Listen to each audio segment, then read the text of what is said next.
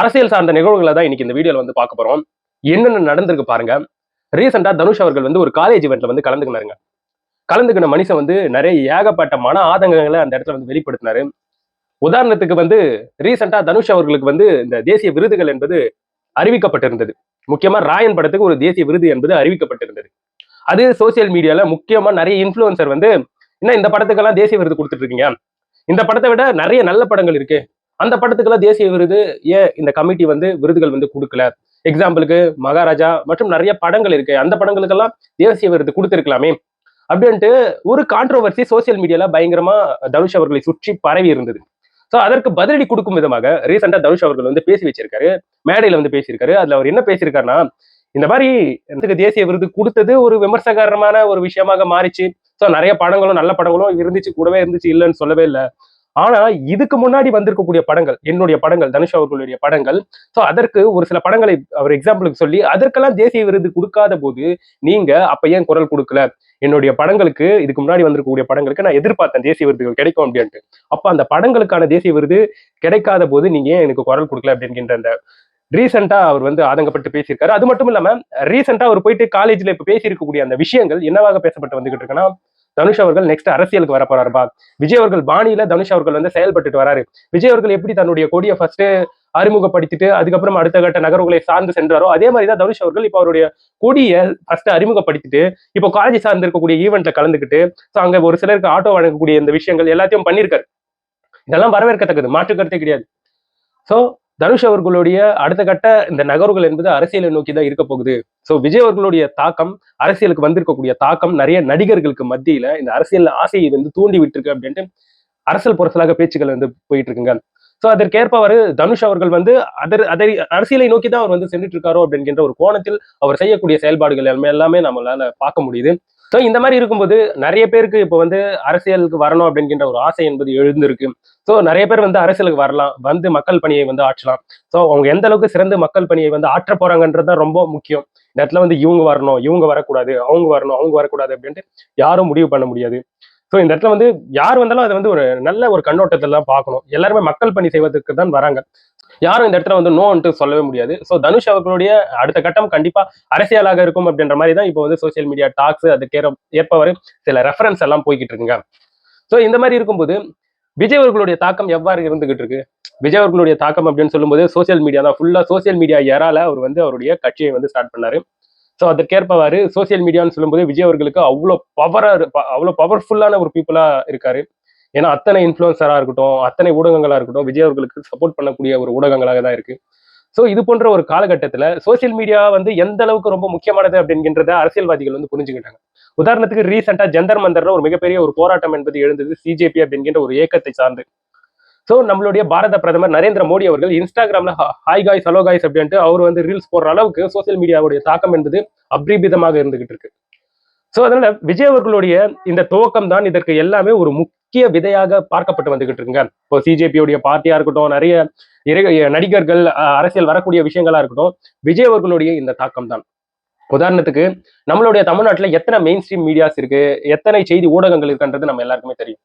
ஆனா விஜய் அவர்களுடைய தாக்கம் எங்க பயங்கரமாக எதிரொலிச்சுதுன்னு பார்க்கும்போது சோசியல் மீடியா அப்படிங்கிற அந்த பிளாட்ஃபார்ம் தான். யூடியூபா இருக்கட்டும், இன்ஸ்டாகிராமா இருக்கட்டும், போத்தார் அந்த இடத்துல வந்து பயங்கரமான தாக்கம்.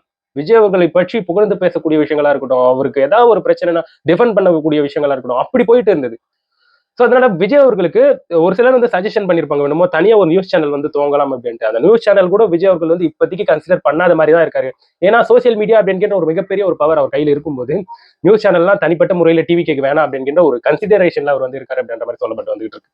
சோ அப்போ இதையெல்லாம் வச்சு பார்க்கும்போது இந்த சோசியல் மீடியா அப்படிங்கிற இந்த பவர் விஜய் அவர்களால், அதாவது இந்த சோசியல் மீடியா அப்படிங்கிற பவர் அரசியல்ல எந்த அளவுக்கு எதிரொலிக்குது அப்படிங்கிறதுக்கு விஜய் அவர்களுடைய இந்த அரசியல் வருகையும் அவருடைய இந்த தமிழ்நாட்டுல அவரு முதலமைச்சரா இப்ப வந்து நிர்வகிச்சிட்டு இருக்காரு இல்லையா, இதுதான் முக்கிய காரணமாக பார்க்கப்பட்டு வந்துகிட்டு இருக்கு.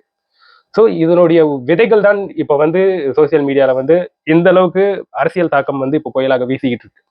அதுக்கப்புறம் வரக்கூடிய ஆகஸ்ட் ஃபர்ஸ்ட் வீக்ல வந்து பட்ஜெட் தாக்கல் என்பது நடக்க போகுது அப்படின்ட்டு சொல்லப்பட்டு வந்துகிட்டு இருக்கு. சோ லாஸ்ட் சட்டப்பேரவையிலே நம்ம பார்த்தோம் என்ன மாதிரியான சம்பவங்கள் வந்து நடந்திருந்தது அப்படின்ட்டு. நிறைய டிவிகேவினர் வந்து ஃபயர் விட்டு கொண்டாடிட்டு இருந்தாங்க, ஏன்னா விஜய் அவர்கள் பேசியிருக்கக்கூடிய விஷயங்களை வச்சு. திருப்பியும் ஆகஸ்ட் ஃபர்ஸ்ட் வீக் வந்து பட்ஜெட் தாக்கல் என்பது நடக்க போகுது. அங்க வந்து காரசாரமான விவாதங்கள் என்பது நடக்க போகுது. ஸோ எல்லாரும் பயங்கர வெயிட்டிங்ல இருக்கீங்கன்றது நல்லா தெரியுது. ஸோ இதற்கு ஏற்பவாறு இப்போ ஒரு ட்ரைலரை லான்ச் பண்ணியிருக்காங்களேன்னு தான் சொல்ல முடியும். ட்ரைலர் கிடையாது. தட் மீன்ஸ் அதாவது மரிய வில்சன் இருக்காரு பாத்தீங்களா, நம்மளுடைய நிதித்துறை அமைச்சர். அவர் வந்து ஒரு ஆடிட் பட்டியலை வந்து ரெடி செஞ்சிருக்காரு. அதுல வந்து நிறைய ஊழல் சார்ந்து இருக்கக்கூடிய தகவல்கள் வந்து இருக்கு. ஸோ அவை எல்லாமே அந்த பட்ஜெட் தாக்கல் பண்ணும் போது அந்த சமயத்துல ஸோ அந்த பட்டியல்கள் எல்லாமே விவரிக்கப்படும் அப்படின்ற மாதிரி சொல்லப்பட்டு வந்துகிட்டு இருக்குங்க. ஸோ அப்போ பெரிய சம்பவத்துக்கு வரக்கூடிய சட்டப்பேரவை என்பது காத்துக்கிட்டு இருக்கு அப்படின்ட்டு தான் இந்த இடத்துல வந்து பொருட்படுத்த முடியும். ஏன்னா விஜய் அவர்கள் போன வாட்டி அவர் செய்திருக்கக்கூடிய சம்பவம் இந்திய அளவில் அது வந்து பேசப்பட்டு வந்தது. எல்லா மொழியிலும் மொழி மாற்றம் செஞ்சு விஜய் அவர்கள் பேசியிருக்கக்கூடிய விஷயங்களை வந்து பரப்புறாங்க. ஸோ லோடிங் ஆயிட்டு இருக்கு நெக்ஸ்ட் ஒரு சம்பவம் அப்படின்ற மாதிரி தான் இதெல்லாம் பார்த்து தெரிஞ்சுக்க முடியுது. டிவிகே தொண்டர்களும் அந்த அளவுக்கு ரொம்ப ஈகரா வெயிட் பண்ணிட்டு வராங்க. இன்னொரு பக்கம் டாஸ்மார்க்ஸ் அந்த அப்டேட்டுங்க. டாஸ்மார்க்ல 10 ரூபாய் வாங்காதீங்க அப்படின்னு சொன்னாலும் 10 ரூபாய் வாங்கிட்டே இருக்காங்க. ஸோ இவங்களுக்கு இப்படியெல்லாம் சொன்னா புரியாது. நீங்க வந்து உங்களுக்கு ஒரு 3 டைம் தான் வார்னிங், 3வது டைம் நீங்க வந்து மாட்டீங்கன்னா அதுக்கப்புறம் உங்களுடைய வேலை நிரந்தரமாக பறிக்கப்படும் அப்படிங்கிற ஒரு அப்டேட் வந்திருக்குங்க. ஸோ சவுக்கு சங்கரா அவர்களா இருக்கட்டும், ஊடகங்கள் நிறைய ஊடகங்கள் இதை வந்து சொல்லிட்டாங்க. ஸோ இப்படி என்கின்ற ஒரு அறிவிப்பு என்பது வரப்போகுது அப்படின்னு சொல்லப்பட்டு வந்துகிட்டு இருக்கு. ஸோ ஆல்ரெடி இந்த டாஸ்மார்க்ல ஒர்க் பண்ணக்கூடிய அந்த டாஸ்மாக் ஊழியர்களுக்கு சம்பள குறைவு என்பது இருந்தது. சம்பளம் கம்மியா வாங்கிட்டு இருக்கோம்பா அப்படின்ற மாதிரி அவங்க வந்து நிறைய விஷயங்களை வந்து சொன்னாங்க.